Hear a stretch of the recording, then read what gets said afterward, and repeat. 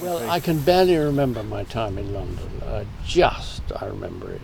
And then we moved down here, and it all seemed completely natural. This was just the way that life was. I even imagined that perhaps everybody lived like this. As the school here was the one that had the bomb in the Yes, Second that World was War. a great tragedy for the town. It's still remembered that. A lot of people lost brothers and sons. And, There's quite a lot killed, weren't there? I can't remember the number now. I think 30-something. Yeah, it was terrible. And the teacher was killed.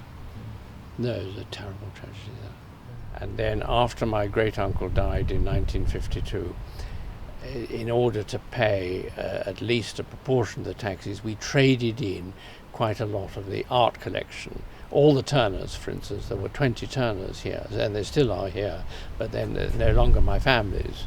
We traded them into the nation. Right. But yes, and he was always thought to be a very cold man, and somebody said to him, you would mind if... You wouldn't really... He said to him, now you like Joe, and you like Fred, and you like whoever it is, but you're not really particularly fond of us. You wouldn't really mind if we died, would you? And he thought, and he said, I should mind if you all died on the same day. But have there been changes recently to management? Well, it's people.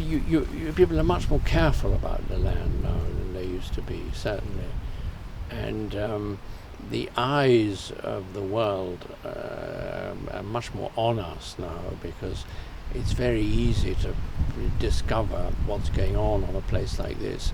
When I was growing up here in the 50s, this was quite a remote part of England. Not many people came here. No. So you could get away with all sorts of things if you wanted to. You can't do that now. No.